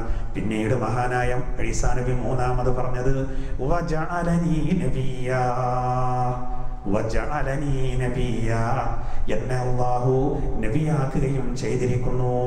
മൂന്നാമത്തെ കാര്യം അതാണ്, എന്നെ അള്ളാഹു തആല നബിയാക്കിയിരിക്കുന്നു. എനിക്ക് അള്ളാഹു തആല വേദം നൽകി എന്ന് പറയുമ്പോൾ പിന്നെ നബിയാവുമല്ലോ. കാരണം അള്ളാഹിൻ്റെ സന്ദേശം ലഭിച്ചാൽ നബിയായി. ആ സന്ദേശം മറ്റുള്ളവർക്ക് എത്തിക്കാനുള്ള പ്രത്യേക കൽപ്പന വന്നാൽ റസൂലുമായി. എല്ലാ മുർസലീങ്ങളും നോക്കൂ, എല്ലാ മുർസലീങ്ങളും നബിമാരാവും. എന്നാൽ എല്ലാ നബിമാരും മുർസലീങ്ങളായിക്കൊള്ളുന്നില്ല. നബിമാർ 1.25 ലക്ഷം, അതിൽ മുർസലീങ്ങൾ 300 ചില്ലാനേ ഉള്ളൂ. ഏതായിരുന്നാലും മഹാനായ ഈസാ നബി പറയാണ്, എൻ്റെ രക്ഷിതാവ് എന്നെ നബിയാക്കിയിരിക്കുന്നു. അപ്പോൾ അവിടെ നമുക്ക് സംശയം വരും, അദ്ദേഹം പറയുന്നത് എന്നെ നബിയാക്കിയെന്നാണ്. ഒരു വിഭാഗം മുഫസ്സിറുകൾ പറയുന്നത് ആ സമയത്ത് തന്നെ അദ്ദേഹത്തിന് നബിയാക്കിയിട്ടില്ലെന്നാണ്. ആക്കാലോ. അപ്പോൾ ചിലർ പറയും 40ാമത്തെ വയസ്സിലല്ലേ പ്രവാചകന്മാർക്ക് നൽകൽ. അധിക പ്രവാചകന്മാർക്കും അല്ലാഹു തആല പ്രവാചകത്വ പട്ടം നൽകിയത് 40ാമത്തെ വയസ്സിലാണ്. എന്നാൽ ഒറ്റപ്പെട്ട ചില പ്രവാചകന്മാർക്ക് അതിന് മുമ്പ് നൽകിയിട്ടുണ്ട്. യൂസുഫ് നബി അലൈഹി സ്വലാത്തു വസ്സലാം ഗണത്തിലാണെന്ന് ചരിത്രം പറയുന്നത്. ചരിത്രത്തിൽ ഒരുപാട് അഭിപ്രായങ്ങളുണ്ടാവും. എന്തായിരുന്നാലും ഏറെക്കുറെ പ്രവാചകന്മാർക്ക് അല്ലാഹു സുബ്ഹാനഹു വ തആല നൽകിയത് 40ാമത്തെ വയസ്സിലാണ്. ഈസാ നബിക്ക് അതിന് മുമ്പ് തന്നെ നൽകിയെന്നാകാം, അല്ലെങ്കിൽ ആ സമയത്തില്ലെങ്കിലും ഭാവിയിൽ നൽകും എന്നതിലേക്ക് സൂചിപ്പിക്കാനും. ഏതായിരുന്നാലും മൂന്നാമത്തെ കാര്യം അതാണ്. നാലാമത്തെ കാര്യം കൊണ്ട് നോക്കൂ, അല്ലാഹു പറയുന്നു, ഈസാ നബി പറഞ്ഞതായിട്ട് ആ ചോര പൈതൽ പറയുന്നു, വജഅലനീ മുബാറകൻ ഐനമാ കുന്ത്. അല്ലാഹു ആ കഥ പറയുകയാണ്. ഈസാ നബി ജനങ്ങളുടെ മുഖത്ത് നോക്കി പറയാണ്, വജഅലനീ മുബാറകൻ ഐനമാ കുന്തു, ഞാൻ എവിടെയാണെങ്കിലും എൻ്റെ രക്ഷിതാവ് എന്നെ അനുഗ്രഹീതനാക്കിയിരിക്കുന്നു. എൻ്റെ രക്ഷിതാവ് എന്നെ അനുഗ്രഹീതനാക്കിയിരിക്കുന്നു. സുബ്ഹാനല്ലാഹ്. ഇവരെന്താ പറഞ്ഞത്? ജാരസന്താനാണ്. ഞാൻ എവിടെയാണെങ്കിലും എൻ്റെ രക്ഷിതാവ് എന്നെ അനുഗ്രഹീതനാക്കിയിരിക്കുന്നു. അപ്പൊ ഞാൻ ഉമ്മാന്റെ വയറ്റിലാവുമ്പോഴും ഞാൻ അനുഗ്രഹീതനാ. നിങ്ങൾ പറയുന്നത് പോലല്ല. ഇനി ആളുകൾക്കൊന്നും വേണ്ട, വളരെ കൃത്യമായിട്ട് എല്ലാവരും കേൾക്കെ. ഈ കുട്ടി ഇങ്ങനെ സംസാരിക്കുമ്പോൾ അതെന്നെ വലിയ തെളിവല്ലേ? ആരോപിച്ച ആളുകൾ മുഴുവനും ഖേദിച്ചില്ലേ? മറിയം ബീവിയുടെയും ആ കുഞ്ഞിൻ്റെയും മഹത്വം അവർ വേണ്ടുവോളം ഉൾക്കൊണ്ടു. കാരണം കുട്ടി പറയുകയാണ്, ഈ കുട്ടി വളരെ കൃത്യമായിട്ട് പറയുകയാണ്, എൻ്റെ രക്ഷിതാവ് വജാലനീ മുബാറക്കൻ അയ്നമാ കുന്തു, ഞാൻ എവിടെയാണെങ്കിലും എൻ്റെ രക്ഷിതാവ് എന്നെ അനുഗ്രഹീതനാക്കിയിരിക്കുന്നു. ഇമാം മുജാഹിദ് റളിയല്ലാഹു അൻഹു പറയുന്നത്, എൻ്റെ രക്ഷിതാവ് എന്നെ അനുഗ്രഹീതനാക്കി എന്ന് പറഞ്ഞാൽ അതിൻ്റെ പ്രധാന അർത്ഥം എന്താ അറിയോ? വജഅലനീ മുഅല്ലിമൻ ലിൽ ഖൈർ എന്നാണ്. നന്മ പഠിപ്പിച്ചു കൊടുക്കുന്ന ഒരു അധ്യാപകനാക്കി എന്നെ അല്ലാഹു. എൻ്റെ രക്ഷിതാവ് എന്നെ അനുഗ്രഹീതനാക്കി എന്ന് പറഞ്ഞാൽ അതിൻ്റെ അർത്ഥം എന്താ? ജനങ്ങൾക്ക് ഖൈറ് പഠിപ്പിക്കുന്ന ഒരു മുഅല്ലിമാക്കിയിരിക്കുന്നു അല്ലാഹു എന്നെ. മുഅല്ലിമിന് വലിയ സ്ഥാനമുണ്ട്. അന്ത്യപ്രവാചകരൊക്കെ പറഞ്ഞ എന്താ? ഇന്നീ ബുഇസ്തു മുഅല്ലിമാ, ഞാനൊരു മുഅല്ലിമായി അയക്കപ്പെട്ടിരിക്കുന്നു. എന്നെ ഒരു മുഅല്ലിമായി അയക്കപ്പെട്ടിരിക്കുന്നു, ഞാനൊരു മുഅല്ലിമാണ്. നമ്മളിപ്പോൾ ഒരു മുഅല്ലിം എന്ന് പറഞ്ഞാൽ മുദരിസ്, മുഅല്ലിം, ഖാദി, ഖതീബ് എന്നൊക്കെ പറയുമ്പോൾ മുഅല്ലിമിനെ രണ്ടാം നമ്പറായിട്ട് കാണരുത്. അവനൊരു മുഅല്ലിമല്ലേ? സുബ്ഹാനല്ലാഹ്. അള്ളാഹിന്റെ തിരുദൂതർ പോലും പറഞ്ഞത് ഇന്നീ ബുഇസ്തു മുഅല്ലിമാ, ഞാൻ മുഅല്ലിമായി അയക്കപ്പെട്ടവനാണ്. ഈസാ നബി തൊട്ടിൽ വെച്ച് അലൈഹിസ്സലാം പറഞ്ഞ എന്താ? വജഅലനീ മുബാറക്കൻ അയ്നമാ കുന്തു, ഞാൻ എവിടെയാണെങ്കിലും അള്ളാഹു എന്നെ അനുഗ്രഹീതനാക്കി എന്ന് പറഞ്ഞാൽ ഇമാം മുജാഹിദ് റളിയല്ലാഹു അൻഹു അതിന് കൊടുക്കുന്നൊരു അർത്ഥം തന്നെ എന്താണ്? അതുകൊണ്ട് പ്രധാനമായിട്ട് ഉദ്ദേശിക്കുന്നൊരു കാര്യം വജഅലനീ മുഅല്ലിമൻ ലിൽ ഖൈർ, എന്നെ നന്മ പഠിപ്പിക്കുന്ന ഒരു അധ്യാപകനാക്കിയത്. അതാണ് മുഅല്ലിമിന് വലിയ സ്ഥാനമുണ്ട് എന്ന് പറഞ്ഞു. നമ്മളിപ്പോൾ ഈ ലോക്ക്ഡൗൺ കാലത്ത് ചില കെട്ടിടത്തിൻ്റെ ഉടമകൾ അവരുടെ കെട്ടിടങ്ങളിൽ ഉള്ള കടകളിലെ ആളുകൾക്കൊക്കെ വാടക ഒഴിവാക്കി കൊടുത്തവരെ നമുക്കറിയാം. വലിയൊരു സഹകരണമാണ്. കാരണം അധിക കടക്കാരും കഷ്ടിച്ചിങ്ങനെ പ്രയാസപ്പെട്ട് മുന്നോട്ട് പോകുന്നവരാണ്. അപ്പോൾ കച്ചവടമൊന്നും ഇല്ലാതെ പറ്റ കുടുങ്ങിയൊരു സാഹചര്യത്തിൽ അവർക്കൊരു ആശ്വാസമായിട്ട് ഞങ്ങൾ വാടക തരേണ്ടതില്ല എന്ന് പറഞ്ഞ ധാരാളം മുതലാളിമാരുണ്ട്. ചില കമ്പനികളൊക്കെ പൂട്ടിയ സന്ദർഭത്തിലും ആ കമ്പനികളിലെ ആളുകൾക്ക്, തൊഴിലാളികൾക്ക് ശമ്പളം കൊടുത്ത മുതലാളിമാരെ നമുക്കറിയാം.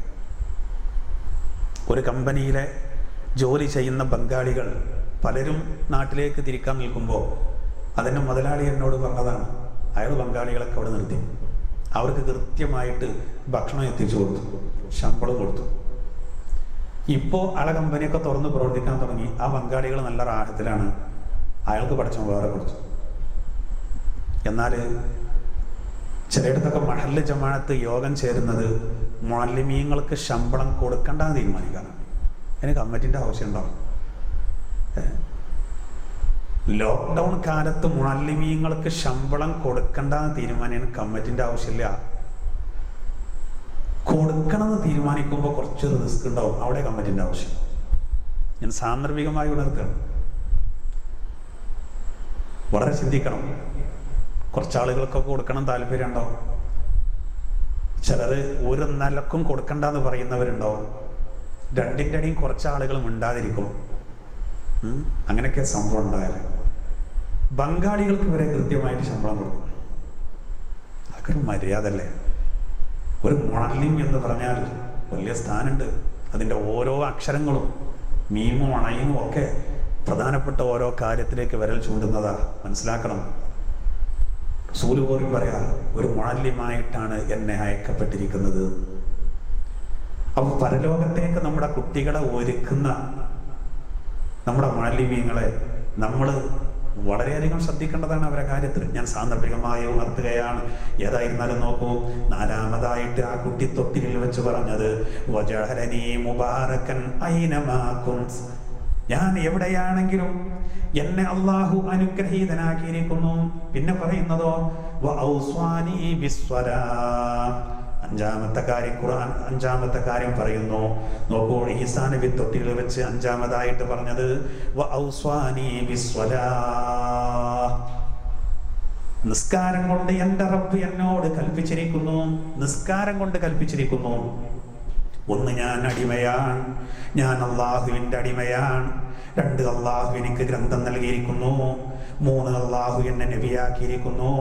4 ഞാൻ എവിടെയാണെങ്കിലും അള്ളാഹു എന്നെ അനുഗ്രഹിച്ചിരിക്കുന്നു. 5-മത്തത് നിസ്കാരം കൊണ്ട് റബ്ബ് എന്നോട് കൽപ്പിച്ചിരിക്കുന്നു. 6-മത്തത് ജീവിച്ചിരിക്കുന്ന കാലത്തൊക്കെ സക്കാത്ത് കൊണ്ടും എന്നോട് കൽപ്പിച്ചിരിക്കുന്നു. അപ്പൊ 5ഉം 6ഉം കൂട്ടി പറയേണ്ടതാണ്. ജീവിച്ചിരിക്കുന്ന കാലത്തൊക്കെ നിസ്കാരം കൊണ്ടും സക്കാത്ത് കൊണ്ടും എൻ്റെ റബ്ബ് എന്നോട് കൽപ്പിച്ചിരിക്കുന്നു. അവിടെ ഒരുപാട് ഉദ്ദേശങ്ങൾ അതിനുണ്ട്. അവിടെ സ്വലാത്ത് എന്ന നിസ്കാരം, സക്കാത്ത് എന്ന സക്കാത്ത്, മുതലിൻ്റെ സക്കാത്ത് അല്ല.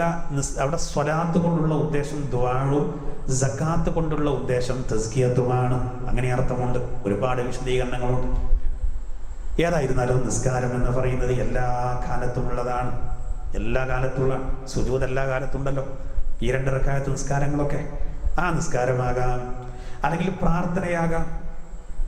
സക്കാത്ത് കൊണ്ടുള്ള ഉദ്ദേശം തസ്കിയത്താകാം, ആത്മവിശുദ്ധി, ആത്മ സംസ്കരണമാകാം. ഇങ്ങനെ ഒരുപാട് അർത്ഥങ്ങൾ, ഒരുപാട് ഉദ്ദേശങ്ങൾ അതിനുണ്ട്. എന്തായിരുന്നാലും 5ഉം 6ഉം കാര്യങ്ങളിൽ പറയുന്നത് വളരെ കൃത്യമായിട്ട് അല്ലാഹു പറയുന്നു. മഹാനായ ഈസാ നബി പറയുകയാണ്,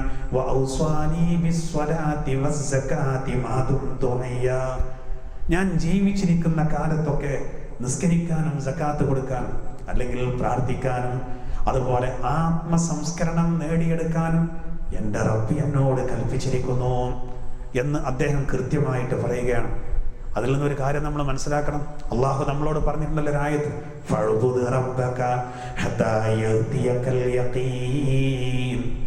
മരണം വരുന്നത് വരെ നിങ്ങൾ അള്ളാഹുവിനിക്ക് ആരാധിക്കണം. ഫഅ്ബുദ് റബ്ബക, നീ നിന്റെ രക്ഷിതാവിനെ ആരാധിക്കണം. ഹത്താ യഅ്തിയകൽ യഖീൻ, മരണം വരുന്നത് വരെ. മരണം അവിടെ യഖീൻ്റെ അർത്ഥം മൗത്ത് എന്നാണ്. മരണം വരുന്നത് വരെ. ഖുർആൻ യഖീൻ എന്ന വാക്ക് മരണത്തിന് വേറെ ഉപയോഗിച്ചിട്ടുണ്ട്. മരണം അതാനൽ യഖീൻ എന്ന് മറ്റൊരായത്തിൽ പറയുന്നുണ്ട്. ചിന്തിക്കണം. അപ്പോൾ ആരാധന ഒരു മുഅ്മിനായ മനുഷ്യനെ സംബന്ധിച്ചിടത്തോളം ജീവിച്ചിരിക്കുന്ന കാലത്തൊക്കെ വേണ്ട ഒരു സംഗതിയാണ്. അതുകൊണ്ടാണ് ഖുർആൻ അത് പ്രത്യേകം എടുത്ത് പറയുന്നത്. ഖുർആനിൽ അല്ലാഹു തആല ഈ കാര്യം പറയുന്നത് ഈസാ നബിക്ക് മാത്രമല്ലല്ലോ. ഈസാ നബിയുടെ ചരിത്രം പറയുന്നത് ഏതായാലും നമുക്കൊരു പാഠമാവാനാണ്. ഏതായിരുന്നാലും നിസ്കാരവും സക്കാത്തും, അത് 2 കാര്യങ്ങൾ പറയാനുള്ള കാരണം എന്താ അറിയോ? നിസ്കാരം നമ്മൾ അള്ളാഹുവോട് ബന്ധപ്പെടുന്നൊരു വിഷയമാണ്. സക്കാത്ത് ആകട്ടെ, സക്കാത്ത് അത് കൂലി തരുന്നത് അള്ളാഹു ആണെങ്കിലും അത് നമ്മൾ സാമൂഹികമായിട്ടൊരു ബന്ധം ഉണ്ടാക്കാനാണ്. ഉളുഹിയ്യത്തൊക്കെ പരിശുദ്ധ ഖുർആനിലെ സൂറത്തുൽ ബഖറയിൽ അള്ളാഹു പറയുന്നുണ്ടല്ലോ, 4 കാര്യങ്ങൾ പറയുന്നുണ്ട് തുടക്കത്തിൽ. ഒരു മുത്തഖിയുടെ അലാമത്ത്. 1 അദൃശ്യ കാര്യങ്ങളിൽ വിശ്വസിക്കും, 2 നിസ്കരിക്കും, 3 അവൻ സമ്പത്തിൽ നിന്ന് ചെലവഴിക്കുന്നതാണ്. 1-മത്തത് ഒരു മാനസികമായ കാര്യമാണ്. അല്ലദീന യുഅ്മിനൂന ബിൽ ഗൈബ്, അദൃശ്യ കാര്യങ്ങളിൽ വിശ്വസിക്കുക എന്നുള്ളത് അത് യഥാർത്ഥത്തിൽ ഒരു മാനസികമായ അവസ്ഥയാണ്. അത് പുറത്തേക്ക് കാണാൻ കഴിയില്ല എത്രമാത്രം മാറ്റ് അതിനുണ്ട് എന്നുള്ളത് ഒരാളുടെ വിശ്വാസം. 2-മത്തത് നിസ്കരിക്കുന്നതാവുന്നത് അത് ശാരീരികമായിട്ട് ചെയ്യുന്നൊരു കാര്യമാണ്. 3-മത്തത് അത് 2 തലങ്ങൾ അതിനുണ്ട്. 1 സാമ്പത്തികമാണ്, മറ്റൊന്ന് സാമൂഹിക. അതാണ് നാം നൽകിയതിൽ നിന്ന് അവർ ചെലവഴിക്കും. ആ ചെലവഴിക്കുന്നത് അത് സാമ്പത്തികമാണ്, അതോടുകൂടെ സാമൂഹികമായി ബന്ധമുണ്ടാക്കലാണ്. ഇപ്പൊ ഈ കോവിഡ് കാലത്ത് ചിലരൊക്കെ പറയുന്നുണ്ട് ഉളുഹിയ്യത്തിനൊക്കെ നീക്കി വെച്ച പണം ദുരിതാശ്വാസ നിധിയിലേക്കോ അതും കുട്ടടിക്കാലോ. ഏയ് ഇല്ല സഹോദര, നമ്മൾ ഈ കോവിഡ് പ്രോട്ടോകോളൊക്കെ പാലിച്ചുകൊണ്ട് നമ്മൾ ഉളുഹിയ്യത്തിൻ്റെ കർമ്മങ്ങൾ സാധാരണ പോലെ നിർവഹിക്കണം. കഴിയുന്നൊക്കെ രൂപത്തിൽ, എല്ലാ കൊല്ലത്തെ പോലെ ഒരു പക്ഷേ കഴിയൂല. ഇത് വക മാറ്റരുത്, അത് അതിൻ്റെ രീതിയിൽ തന്നെ പോകണം. കാരണം അത് സാമൂഹികമായിട്ട് വളരെ പ്രധാനപ്പെട്ടതാണ്. മാത്രമല്ല സമ്പത്ത് ചെലവഴിക്കുമ്പോൾ അതിന് വലിയ പുണ്യമുണ്ട്. അതുകൊണ്ട് ഒരുപാട് വിശുദ്ധി നേടാൻ കഴിയും. എന്തായിരുന്നാലും 4ഉം 5ഉം 6ഉം കാര്യങ്ങൾ അതാണ്. വീണ്ടും മഹാനായ ഈസാ നബി അലൈഹിസ്സലാത്തു വസ്സലാം പറഞ്ഞ കാര്യം എന്താ? വബർറം ബിവാലിദതി. 7-മത്തെ കാര്യം അവർ പറയുന്നത് വബർറം ബിവാലിദതി, എൻ്റെ മാതാവിന് നന്മ ചെയ്യാനും അള്ളാഹു എന്നോട് കൽപ്പിച്ചിരിക്കുന്നു. ഇവിടെ മാതാവിനെ ശത്രുക്കൾ പിടികൂടുകയാണ്. പലരും ആരോപിക്കുകയാണ് വേശ്യപ്പെണ്ണാണെന്ന് പറയാണ്. അവർക്ക് നല്ലൊരു മറുപടി കൊടുക്കുകയാണ്. അവർക്ക് നല്ല ചുട്ട മറുപടിയാണ് കൊടുക്കുന്നത്. എൻ്റെ മാതാവിന് നന്മ ചെയ്യാൻ എൻ്റെ രക്ഷിതാവ് എന്നോട് കൽപ്പിച്ചിരിക്കുന്നു. ആ മാതാവ് സാധാരണ മാതാവല്ല. അവിടെ ഒരു കാര്യം കൂടി മനസ്സിലാക്കണം. നിസ്കാരവും സക്കാത്തും പറഞ്ഞ ഉടനെയാണ് മാതാവിന്റെ കാര്യം അവിടെ പറഞ്ഞത്. അത് വലിയൊരു സന്ദേശം നൽകുന്നുണ്ട്. ഇതുപോലെ അനിഷ്കുർലി വലിവാലിദൈ, ഖുർആൻ നമ്മോട് പറയുന്നുണ്ട്, നീ എനിക്ക് നന്ദി ചെയ്യണം. വലിവാലിദൈക, നിന്റെ മാതാപിതാക്കൾക്കും നന്ദി ചെയ്യണം. നീ എനിക്ക് നന്ദി ചെയ്യണം, നിന്റെ മാതാപിതാക്കൾക്കും നന്ദി ചെയ്യണം എന്നാണ്. അള്ളാഹ്ക്ക് നന്ദി ചെയ്യണം, മാതാപിതാക്കൾക്കും നന്ദി ചെയ്യണം. നന്ദി രണ്ടു പേർക്കാണ്. ഒന്ന് സൃഷ്ടാവായ അള്ളാഹ്ക്ക്, മറ്റൊന്ന് ഭൂമിയിൽ നമ്മുടെ മാതാപിതാക്കൾ. ഇവിടെ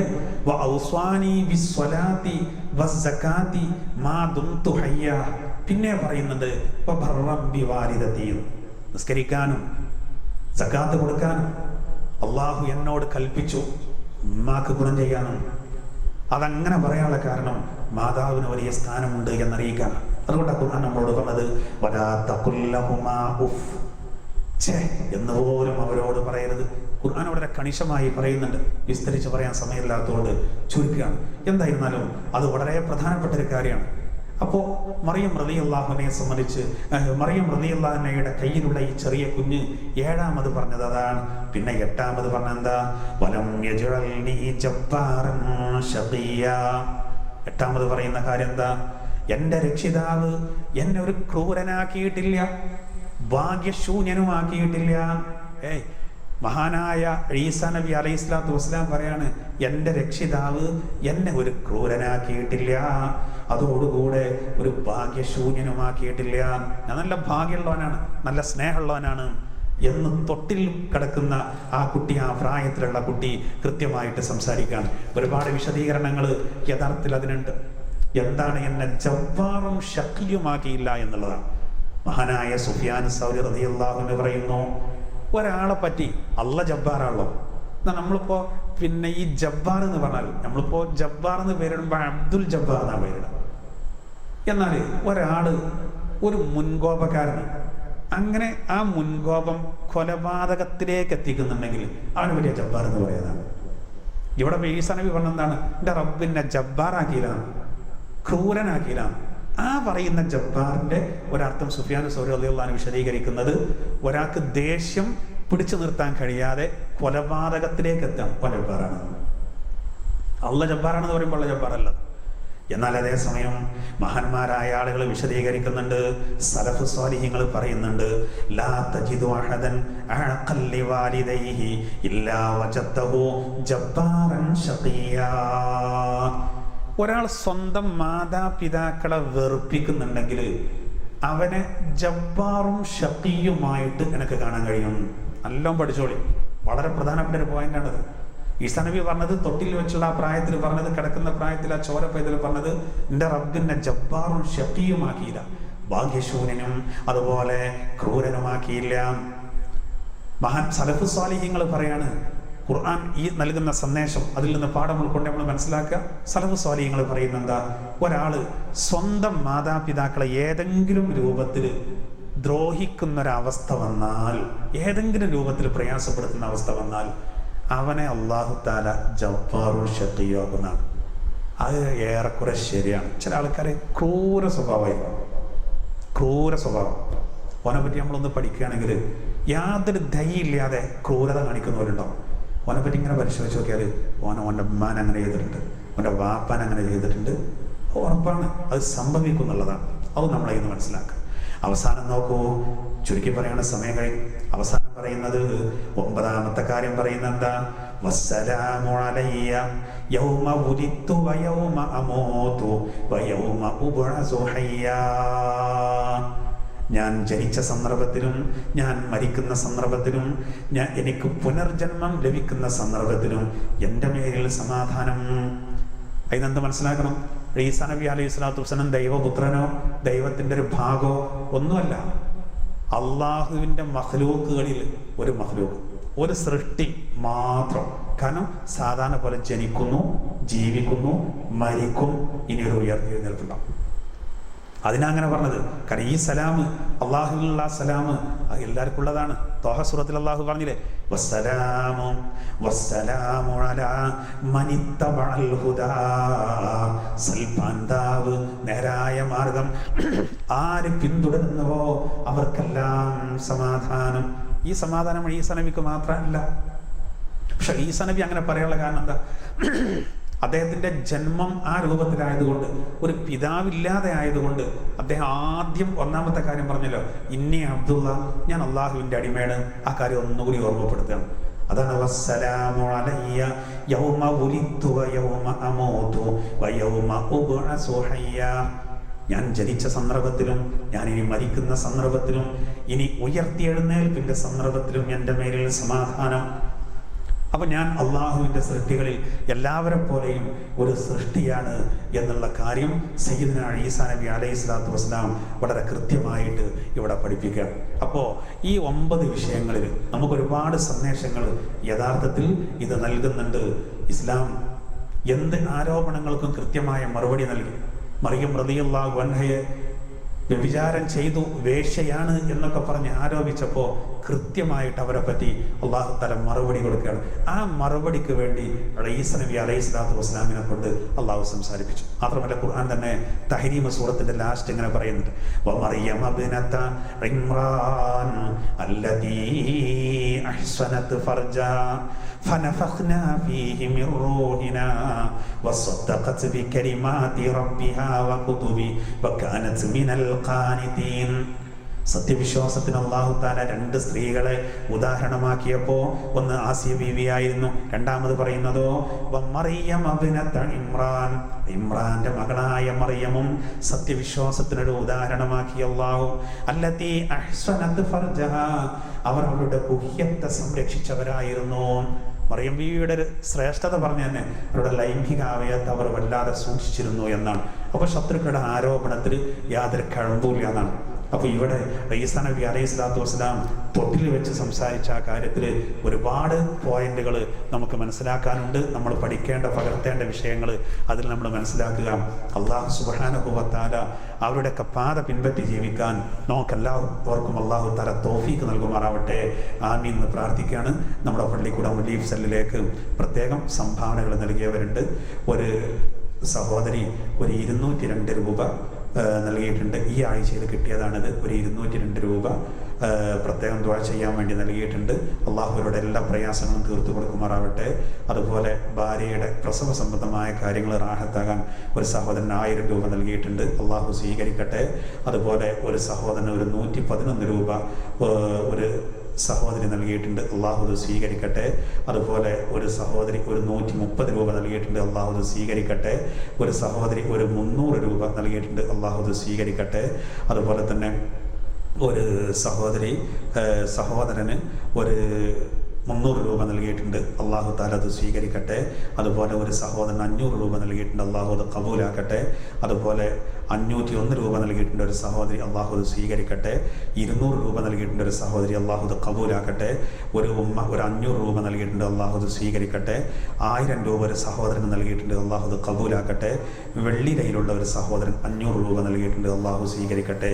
ഇനിയും നമ്മുടെ വാട്സപ്പ് ഗ്രൂപ്പിലും പള്ളിക്കൂടം വാട്സപ്പ് ഗ്രൂപ്പിലും ഒരുപാട് ആളുകൾ എഴുതിയിട്ടുണ്ട്. ഇൻഷാ അല്ലാഹ് അത് ലാസ്റ്റ് പറയാം. അള്ളാഹു തആല നമ്മുടെ എല്ലാ പ്രവർത്തനങ്ങളും സ്വീകരിക്കട്ടെ.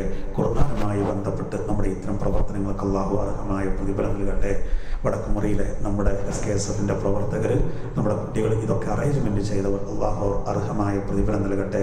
ഖുർആൻ സ്റ്റഡി സെന്ററിന്റെ കീഴിൽ 100 കണക്കിന് ഖുർആന്റെ സാസുകൾ പല ഭാഗത്തും നമ്മുടെ ക്ലാസ്സുകൾ, അള്ളാഹു അതിൻ്റെയൊക്കെ സംഘാടകർ, അതിലൊക്കെ പങ്കെടുക്കുന്നവർ, അതിനൊക്കെ സഹായിക്കുന്നവർ, സമ്പത്ത് കൊണ്ടും ശരീരം കൊണ്ടും മനസ്സുകൊണ്ടും ഇതിനൊക്കെ പിന്തുണക്കുന്നവർ എല്ലാവർക്കും അള്ളാഹു അർഹമായ പ്രതിഫലം നൽകട്ടെ. അള്ളാഹു ഈ മഹാമാരിയെ, കോവിഡ് എന്ന ഈ രോഗത്തെ അള്ളാഹു പരിപൂർണമായി നീക്കി എല്ലാ നിലക്കും സന്തോഷം പ്രദാനം ചെയ്യട്ടെ. അള്ളാഹു നമുക്ക് എല്ലാവർക്കും ഇതുപോലെ സ്വർഗത്തിലും ഒരുമിച്ച് കൂടാനുള്ള തൗഫീഖ് നൽകുമാറാവട്ടെ. ആമീൻ. എന്ന് പ്രാർത്ഥിച്ചുകൊണ്ട് ഞാൻ എൻ്റെ വാക്കുകൾ ഉപസംഹരിക്കുകയാണ്.